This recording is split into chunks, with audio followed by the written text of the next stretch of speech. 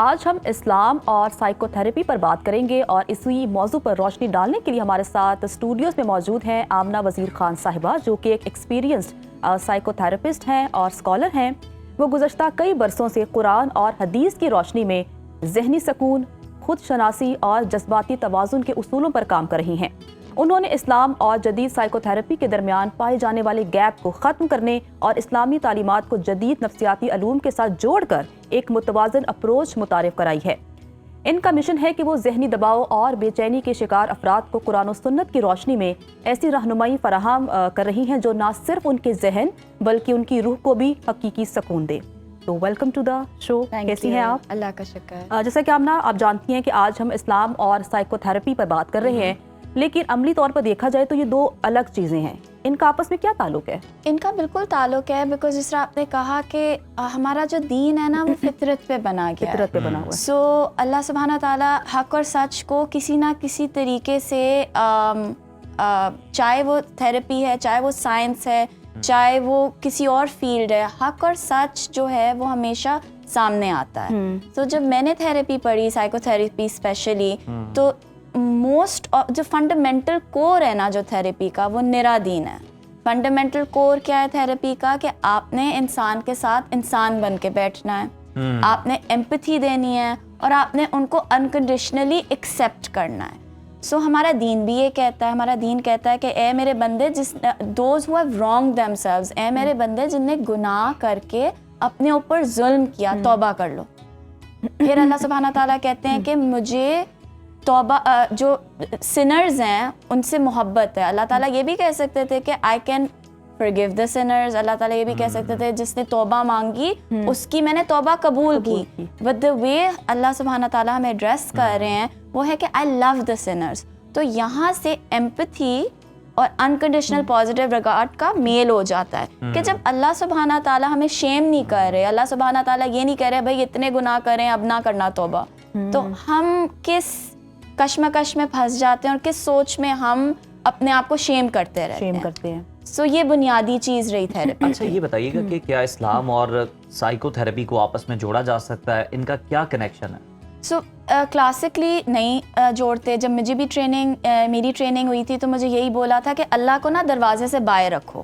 اب ہاں، اللہ کو دروازہ، اسلام کو نہ لاؤ بیچ میں، ریلیجن کو نہ لاؤ، let's keep it, politics and religion were always encouraged to be kept out of the door. But مجھے یہ ہوتا تھا کہ اگر انسان ریلیجن کو باہر رکھے گا تو آدھا انسان ہی کمرے سے باہر ہے۔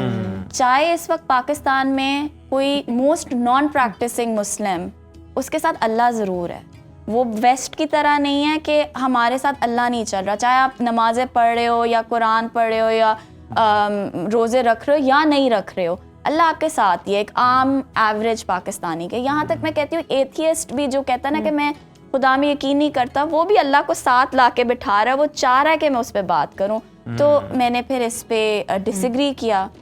تو اب جب میرے پاس کلائنٹس آتے ہیں تو اٹس ناٹ لائک کہ میں بھاشن دینے لگتی ہوں یا پریچ کرنے لگتی ہوں، آئی لیٹ دیم برنگ اللہ، اور جب پھر وہ اللہ لاتے ہیں تو آئی ٹیک اٹ فرام دیئر۔ تو اب دونوں کو کیسے انٹرلنک کرتی ہیں؟ اگر کوئی آپ کے پاس ایسا مریض آیا جو کہ ذہنی دباؤ کا شکار ہے، پریشان ہے، یا اگر ہم سائنس کی زبان میں بولیں تو دماغ کے نیورونز نہیں ٹھیک، تو کس طرح سے آپ اس کا علاج کرتی ہیں؟ سو جتنی بھی سائیکولوجیکل ایلمنٹس ہیں نا وہ میجورٹی ہیں جب ہم اپنے اصل سے دور ہو جاتے ہیں، جب ہم اپنی ریئل سیلف، سائیکالوجی میں کہیں گے ریئل سیلف آپ کہہ لو، روح کہہ لو، اس سے جب ہماری دوری ہوتی ہے تو ہمارا دماغ میں کوئی نہ کوئی مرض آتے ہیں۔ سو انسان کیا کر رہا ہوتا ہے؟ وہ تکلیف سے دور بھاگ رہا ہوتا ہے۔ جب انسان تکلیف سے دور بھاگتا ہے تو مختلف قسم کی بیماریاں جسم میں آتی ہیں، جس میں نہ صرف psychological but I feel endocrinological problems بھی آتی ہیں، جس طرح فائبرومائلجیا ہو گیا یا تھائرائڈ ڈیزیز ہو گئی۔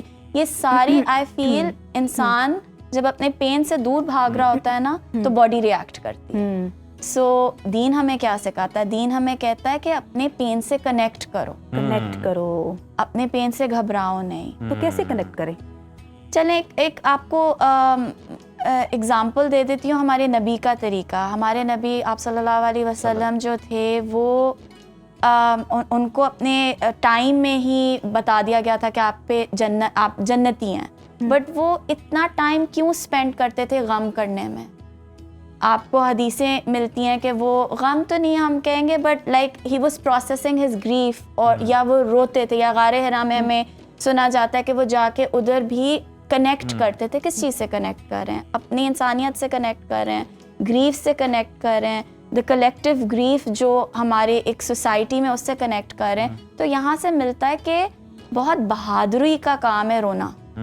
ٹاکسک میسکولینٹی جس طرح آدمیوں کو سکھایا گیا, عورتیں تو رو لیتی ہیں, عورتیں آنسو بھی بہا لیتی ہیں, تم مرد بنو, مرد بنو, کمزور تھوڑی ہو کہ تم رو رہے ہو. تو ہمیں یہ سوچنا چاہیے کہ آپ صلی اللہ علیہ وسلم کتنے سافٹ تھے, کتنے وہ پیارے تھے, کہ وہ ان کی سافٹنس ہر ان کے عمل میں دکھتی تھی. اور وہ کبھی بھی ان کی وہ جو پاکستانی مردانگی ہے نا, وہ آپ کو حدیث میں نہیں پائی جائے گی, وہ آپ کو ہماری سوسائٹی میں پائی جائے. اچھا, یہ بتائیے گا کہ ذہنی سکون کے لیے تو آپ کام کرتی ہیں, جو لوگ آپ کے پاس آتے ہیں, جو پیشنٹس آپ کے پاس آتے ہیں, ایموشنل اسٹیبلٹی یہ کس طرح سے آپ جو ہے اس کو انشور کرتی ہیں اگر کوئی اس کے ساتھ آپ کے پاس آتا ہے تو؟ اگین میں وہی بیسک بات کروں گی, ایموشنل اسٹیبلٹی بھی پین سے ریلیٹڈ ہے. جتنا اسی سے پین سے لنک ہوتی ہے, پین سے لنک ہوتی ہے. جتنا آپ بہتر ہو جاؤ گے اپنی پین کے ساتھ بیٹھنا, اپنی پین کو ایک مہمان بنانا. ہم نے پین کو مہمان بنانا ہے, لیکن مہمان کے ساتھ ہم کیا کہتے ہیں, سمجھ سکتے ہیں کہ آزمائش کسی وجہ سے ہے مجھ پہ, اگر یہ ہے, یہ کوئی تکلیف آئی ہے. ہاں تکلیف آئی ہے تو دیکھیں وہی روحانی بات آ گئی کہ جس طرح یوزلی نہیں, لیکن روحانی بات میں جس طرح کہتے ہیں نا کہ آزمائش اور عذاب, ہم یہ نہیں کہہ سکتے کہ کسی کو اگر آزمایا جا رہا ہے تو وہ عذاب ہے. تو بیکاز وہ بڑی چھوٹی سی اس پہ بھی بات ہے نا کہ جب آپ پہ کوئی تکلیف آ رہی ہے تو آپ اللہ سے اگر دور ہو رہے ہو تو وہ آپ کا عذاب بن جاتا ہے, اور آپ اللہ سے قریب ہو رہے ہو تو وہ آزمائش بن جاتی ہے. تو اس میں ہمارا بہت شارٹ کٹ میتھڈ ہو گیا نا, اگر آپ پہ کوئی پین آئی ہے اور آپ دیکھ رہے ہو آپ اللہ سے دور ہو رہے ہو تو آپ قریب ہو جاؤ, تو وہ پھر آٹومیٹکلی آزمائش بن جائے گی. آج کل تو کارما بھی ہے نا, کارما بھی ہے, بٹ مین جو کرکس آف اٹ از کہ ہم لوگ اپنی تکلیف کو مہمان نہیں بناتے, ہم اپنی تکلیف کو دور کر دیتے ہیں, ہم اپنی تکلیف سے گھبرا جاتے ہیں. تو جب فیس ہی نہیں کرنا چاہتے نا, فیس نہیں کرنا. آپ کے گھر جب مہمان آتا ہے تو آپ اس کو یہ تو نہیں, اس سے روکھے تو نہیں ہوتے نا, آپ اس کو چائے پوچھتے ہو, پانی پوچھتے ہو, آپ اس کو ویلکم کرتے ہو. تو ہم جتنے کمفرٹیبل ہو جائیں گے اپنے پین کو اپنا مہمان بنانے کا, اور اس کو انڈرسٹینڈ کہ کہاں سے آ رہی ہے, کون سی میری وہ ایک اور مثال میں لنک کر سکتے ہیں نا کہ جاتے ہوئے وہ جو آپ کے گھر میں بلائے ہیں وہ بھی ساتھ وہ بھی مہمان. بالکل, that's a very good example. یہ ہماری سنت میں بھی ہے کہ جو مہمان آتے ہیں وہ اپنے ساتھ بلائیں لے جاتے ہیں. So I really like that analogy کہ you know we should welcome pain as a مہمان, اس کو انڈرسٹینڈ کریں, اس سے بات کریں, اس سے دوستی کریں, بٹ وہ آپ کا پین آپ نہیں ہو, آپ کا دکھ آپ نہیں ہو, آپ کا غصہ آپ نہیں ہو, وہ آپ کا ایک مہمان ہے. اور وہ مہمان ہو سکتا ہے جب آپ کا جا رہا ہو اور آپ کی اللہ سے دوری ہو تو وہ قربت کا باعث بن جائے, اور ایسا اکثر ہوتا ہے. اچھا آمنہ, کیونکہ ہم سوسائٹی کی بات کر رہے ہیں, آپ نے روایات کی بات کی کہ بہت سی ایسی چیزیں جس کا اسلام سے کوئی لینا دینا نہیں ہے, لیکن وہ ہماری سوسائٹی کا, ہماری روایات کا حصہ بن گیا ہے. جیسے ہم نے کہا کہ مرد نہیں روتا, ایک اور کانسیپٹ ہے لوگ کیا کہیں گے. ہم کچھ بھی کرنے سے پہلے سوچتے ہیں کہ یہ اگر کیا تو لوگ کیا کہیں گے, زندگی کا روگ کیا کہیں گے لوگ. ہاں, زندگی کا روگ کیا کہیں گے لوگ. واہ, بہترین. تو اس پر آپ ذرا رہنمائی کر دیجیے. آپ نے سنا ہوگا سیلف کیئر اور سائیکالوجی کے اندر ایک کانسیپٹ ہوتا ہے نا کہ جتنے لوگ تھراپسٹ پہ جاتے ہیں بہت سیلفش ہو جاتے ہیں, بہت خود غرض ہو جاتے ہیں, صرف اپنا سوچتے ہیں. اب روایت پہ لائک کلچر پہ اگر ہم بات کرتے ہیں لوگ کیا کہیں گے, تو ہمارا قبلہ درست نہیں ہے. ہم نے اپنا قبلہ نہ درست نہیں کیا ہوا, کیونکہ ہمارا قبلہ خدا کے پاس ہونا چاہیے, اللہ کے پاس ہونا چاہیے.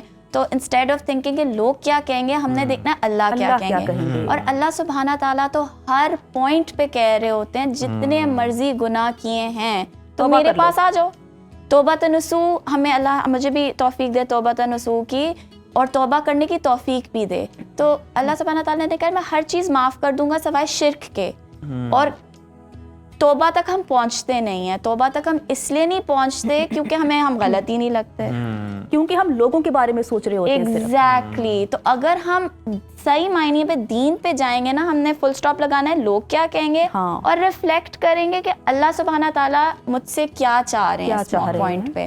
تو جب آپ اس کا اپنا ایگو, وہی مہمان ہے نا, تو وہ اس کے ساتھ ایگو بھی ہوتا ہے, ایک مہمان کے ساتھ ایگو بھی ہے. تو جب ہم اپنا ایگو سائٹ پہ رکھیں گے تو ہم توبہ کر سکیں گے. اچھا آمنہ, انزائٹی اور ڈپریشن الگ چیزیں ہیں, لوگ اس کو ایک ہی سمجھ رہے ہوتے ہیں. یہ بتائیے گا کہ آج کل بے حد ہے, انزائٹی بھی ہے, ڈپریشن بھی ہے, تو کوئی ایسا میسج دیجیے گا کہ جو لوگ اس کا شکار ہیں اور تو دین اسلام کی روح سے وہ کس طرح سے اپنے اندر بہتری لا سکتے ہیں؟ اوکے, سو بیکاز میں کوئی اس طرح چیز پرسکرائب نہیں کرتی کہ یہ آپ وظیفہ پڑھو یا یہ دعا پڑھ لو. نہیں, ہم اس کی بات پہ نہیں کر رہے. ہاں, so basic tip, not talking about that. یا بٹ بیسک ٹپ یہی ہوگی کہ آپ اپنے آپ کو پہچانو. آپ بیٹھ کے سوچو کہ میرا مقصد کیا ہے. اللہ سبحانہ تعالیٰ نے جس کو بہت دفعہ پیار کی نظر سے دیکھا ہے. یہ کہہ رہی ہے کہ اپنے من میں ڈوب کے پا جا سراغ ہستے.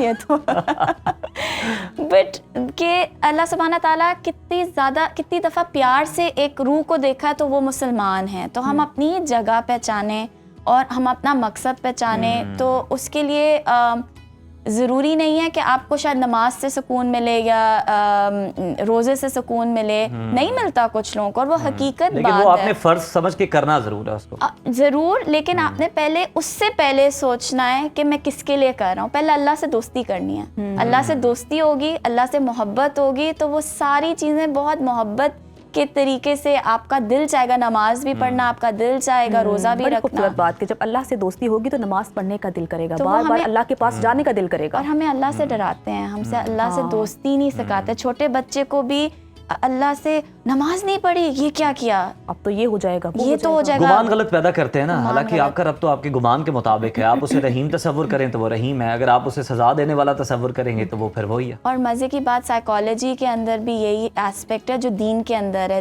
10 سال کے عمر تک, 10 سال جب نبوت آئی تھی تو 10 سال حدود نہیں آئے تھے.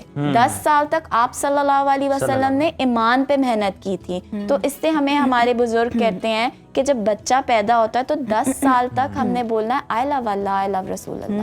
ہم نے ڈرانا نہیں ہے, ہم نے ایک سافٹنس پیدا کرنی ہے. میرے پاس کتنے کلائنٹس آتے ہیں جو اللہ سے ایون ایٹ 30-40 گھبرائے ہوئے ہوتے ہیں کہ پتہ نہیں کیا ہو جائے گا. بڑی امپورٹنٹ بات کر رہی ہیں کہ یہ بنیاد ہے, یہ روٹس ہیں, اور اسی سے کنیکٹ کرنے کی ضرورت ہے سب سے پہلے, اور بچوں کو بھی یہی تربیت کرنی چاہیے. بہت شکریہ آمنہ, آپ کے بہت اچھا کام کر رہی ہیں.